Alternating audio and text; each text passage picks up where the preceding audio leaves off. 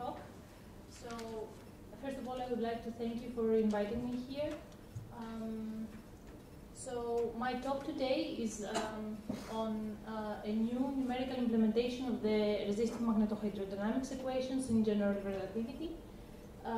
This is done inside the WSKI infrastructure, and this is work done in collaboration with Daniela Allik and Luciano Rezzolla at the AI. So something wrong here. Okay. So before I continue with the main part of my talk, I don't know.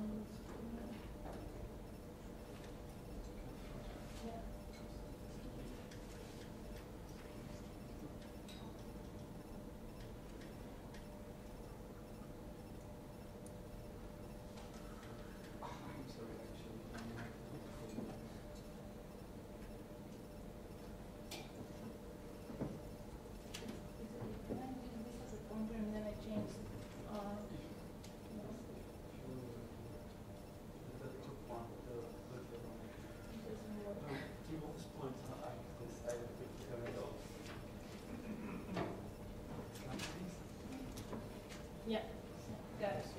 I'm sorry, I have it here now. Thanks. So before I proceed with the main part of the talk, I would like to give you a brief overview of, I would like to give you a structure, like an outline of the talk. So I will start by saying a few words about our main focus and the motivation behind this. Then I will move on to describe the mathematical setup that we have adopted, which is, and in particular, I'm going to discuss the general relativistic resistive magnetohydrodynamics equations and what problems one has to face when he or she wants to evolve them numerically. Then I will say a few words about the different limits and how one can recover the ideal MHD, the force-free, and the electrovacuum limit from the resistive equations. Next, I'm going to say a few words about applications to neutron stars, and in particular, I'm going to discuss the gravitational collapse of a non-rotating, the gravitational collapse of an unstable, non-rotating magnetized star that collapses into a black hole. Finally, I'm going to just mention preliminary results of an equal mass binary a neutron star system and make a comparison with current ideal MHD codes. Okay, so the motivation is the following. What we would like to do is to develop a code that is able to treat different limits of the magnetohydrodynamics equations numerically, and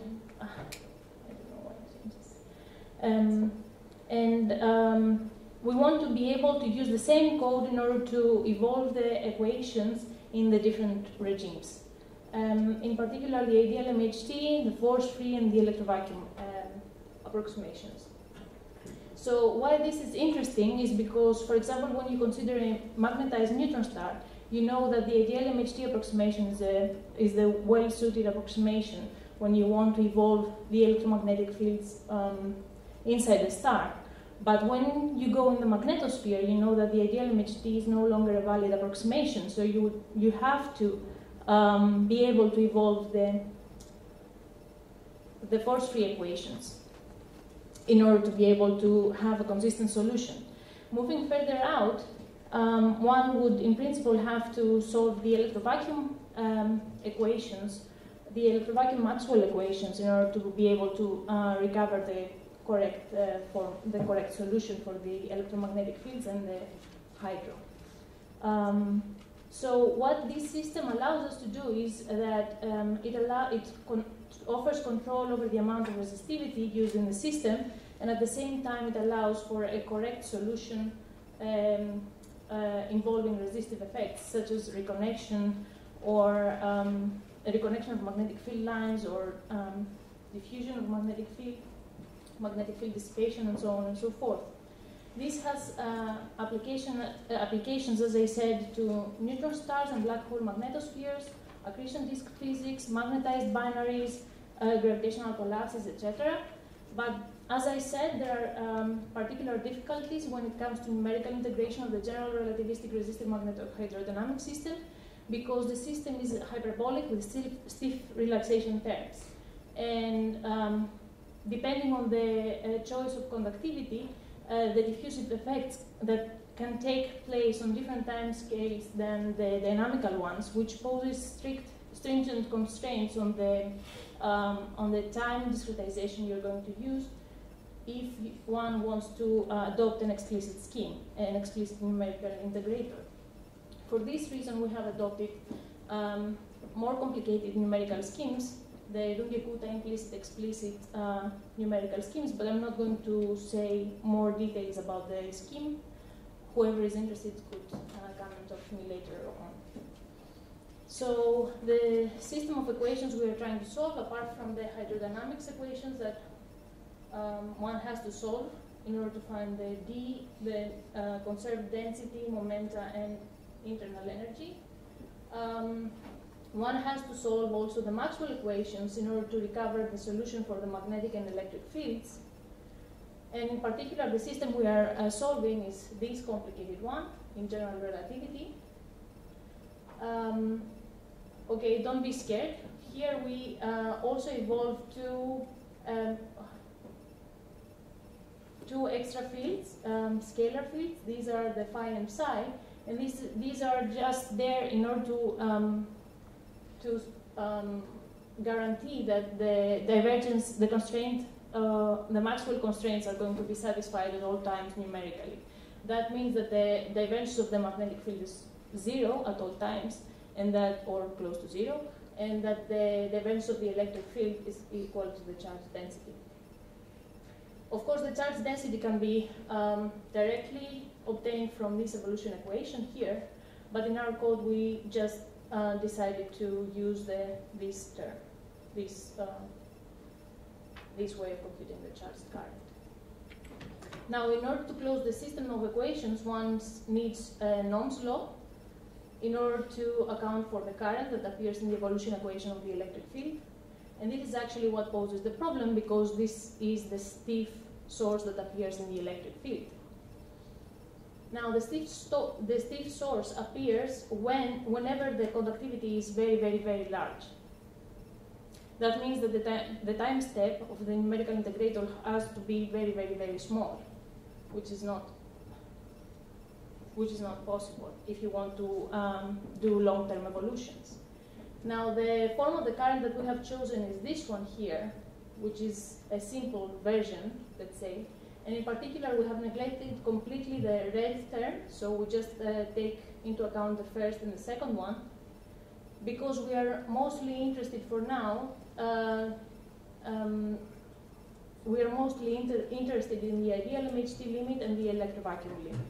So whatever we do in the following, we are just choosing a conductivity in such a way that follows the density, for example. So whenever we have high density material, we fall in the ideal MHT regime, and whenever we have low density material, we fall in the electrovacuum limit. Okay, so as I said before, the conductivity can lead to a stiff term in the evolution equations, and that's why we use more complicated Runge-Kutta integrators, not explicit, but semi-implicit. Now, let's move on to applications. One of the applications that we have considered has to do with gravitational collapse of a magnetized star. This, apart from being a very good test bed of our numerical code, this has also astrophysical implications, and in particular, more recently, there have been discovered several fast radio bursts that have the following properties. They are single, bright, highly dispersed millisecond radio pulses. They are pulses that do not repeat and are not cannot be associated with pulse or GRBs. And they are at cosmological distances, and they have the particular scaling for the luminosity. That makes them low luminosity sources. Now, an interesting scenario is that of a gravitational collapse of a magnetized star. And what we will show later on is that this can be consistent with the observational data. Now, we start with initial data, as I said, that are in the unstable branch. So the mass is 2.75. The central magnetic field is of the order of 10 to the 15 Gauss. We use a polytropic equation of state. We have 5 refinement levels, and the outer boundary is at 241 kilometers.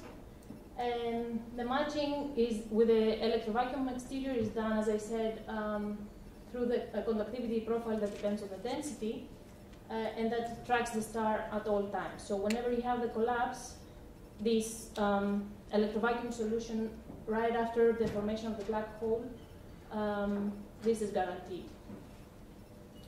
And what we want is to study is the dynamics of the magnetized plasma in a strong gravitational field. Now, so this is how the solution looks like. So in the left side here, I show the initial data that are with consistent dipole magnetic fields. And on the right side, I show a snapshot after 1 millisecond or so.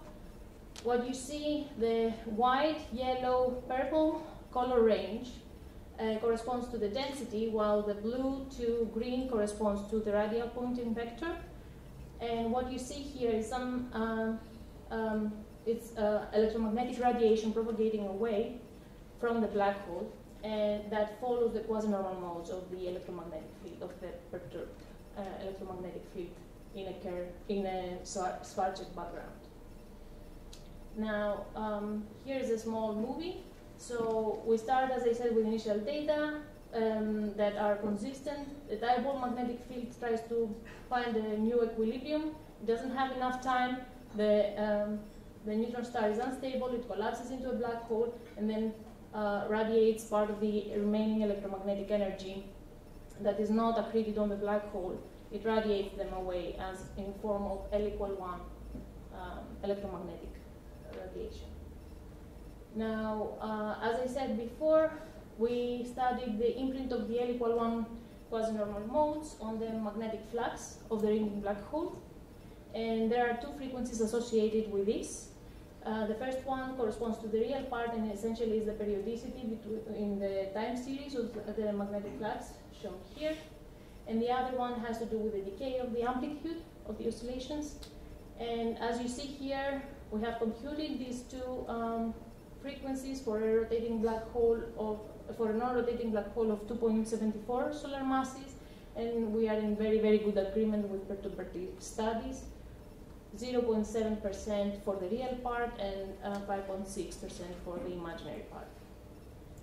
We have also computed the luminosity and the radiated energy as a function of time at a detector given at 88.6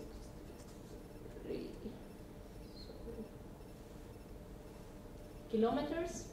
As you see, you have like a main burst right after the apparent horizon formation, and several smaller pulses right after the horizon formation. And the total radiated energy is like 5% of the initial energy contained in the atmosphere, in the initial energy of the atmosphere. Now, so coming back to the connection to fast radio bursts and blitzers, as you see, this is a zoomed-in version, and as you see, they are electromagnetic. The magnetic fields reconnect, and they they snap, and they create an electromagnetic burst, whipping out most part of the magnetosphere energy. Of course, we cannot say anything about magnetospheres here because we are in electrovacuum, but this is like a first estimate or a scenario that might be useful to consider in case of force-free codes. Now, let's move on to magnetized binary neutron stars. This is work in progress. So this is very recent results.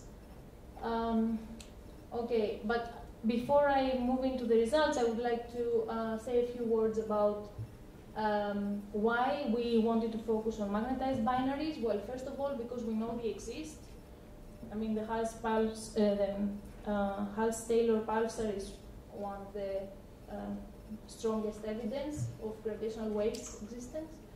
Secondly, because we know neutron stars have very strong magnetic fields, some of them, and so they are very good candidates of electromagnetic counterparts to gravitational waves. Finally, we expect them to be related to short gamma ray bursts, I mean the binaries. And the energies released are huge. They are of the order of 10 to the 50 ergs, which is equivalent to what is released by the whole galaxy over a time scale of 1 year. Now, the thing is that despite decades of observations, there is no consistent model that is able to explain the astronomical data, or not all of them. Anyways. And that's what has been tried before. So people have attacked this problem in several ways.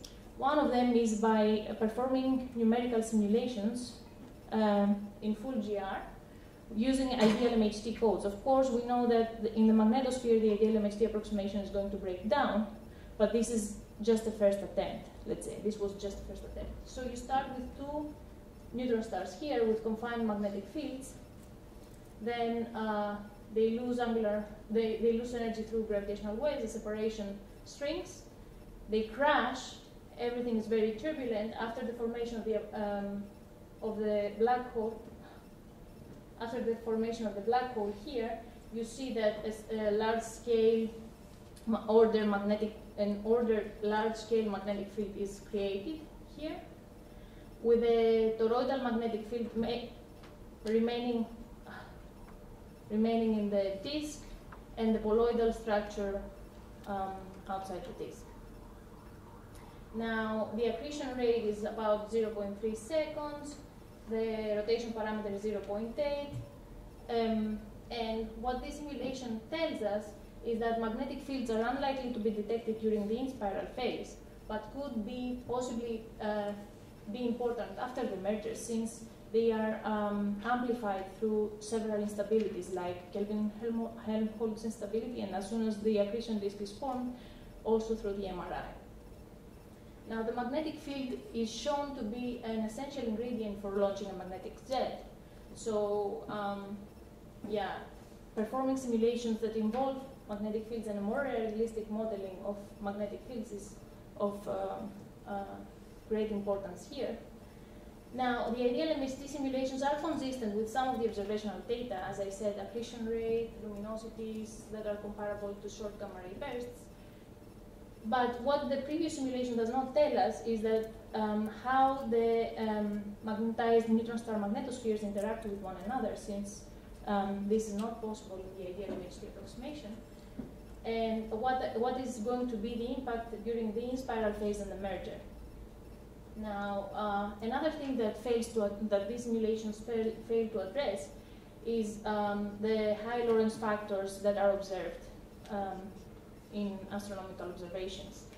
In these type of simulations, the Lorentz factors obtained are of the order of 2, which is very, very low compared to the observational data. Now, what we hope to do is that, well, we know that more physics is needed in order to be able to model this scenario, and that's what we try to do. So this is the first attempt. We started with magnetized with exactly the same initial data as the one I showed you before. So the initial separation is at 45 kilometers. We start with a central magnetic field that is of the order of 10 to the 12 Gauss. We have 6 refinement levels, and the outer boundary is located at 378 kilometers, which is very close if one wants to extract gravitational waves. But this is just the first attempt, as I said. We have ideal fluid equation of state, and we have modified the velocity profiles to accelerate a bit the collapse, since, as you see here, this simulation takes like 29 days to complete. So, okay, now I'm going to move on to some movies. As you see, these are cuts, XY cuts and XZ cuts. This is the density, and this is the internal energy, the specific internal energy. So here you are already in the merger phase. The two cores have already touched, and you see that as soon as the merger occurs, then there are bursts associated to the frequency of the hypermassive neutron star that is formed. The hypermassive neutron star loses angular momentum and subsequently is going to collapse into a black hole, as you see here. Now you see matter getting ejected, and there is an anti-correlation between the matter and the internal energy. So whenever you have low density material, you have a high internal energy and vice versa. And this is because there are shocks creating along the z-axis. And so whenever high density material touches low density material, you have the shock and you have heating up. So in the end, you end up with a disk that looks like this. And it's quite hot here at the center. Now, I have the same also for magnetic fields. I don't think I have, how much time do I have more? 3 minutes. Okay, so the magnetic field is very turbulent. Okay.